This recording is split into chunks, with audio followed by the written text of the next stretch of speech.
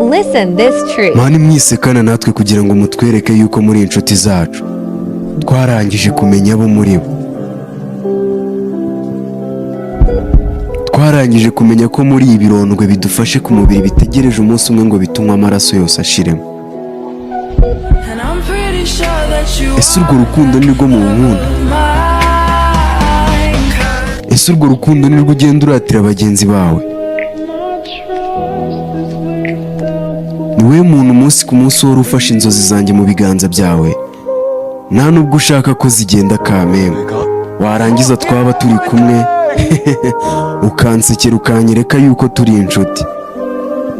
Erega mureke twemere ko turi indyarya man, turi zo kandi ziri profession, kubera yuko duseka turi kurira mu mutima. Mu mutima hari ibikomere byinshi, ariko turarenza tugaseka man.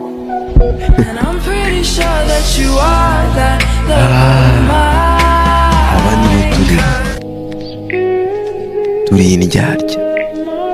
We are so talented mu buryarya n'uburyamiriza.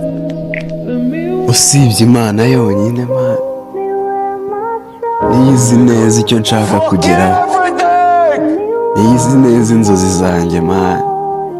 Nawe wowe ndabizi ko ungirira impuhwe uyu munsi, ariko ejo ndabizi ko ari wowe muntu wa mbere uzafata iya mbere mu kunshyira hasi.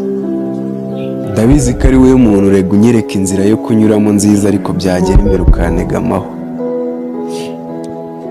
Niyo mpamvu rero mwana, ntabwo mfite kugusenga pe. Ase kubera iki muba mushaka kuba ibirondwe ku mitima y'abantu? Ese kubera iki muhora mubabaza abantu? Inseko za nta kigenda, kwigira abantu mutari bo. Gusa one day man, igihe kizakubwira man. Winega iminsi kubera yuko ukuntu mbayeho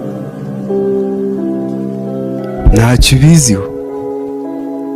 Usibye Imana yonyine izi ibyo twifuza kugeraho, izi agahinda kari mu mitima yawe,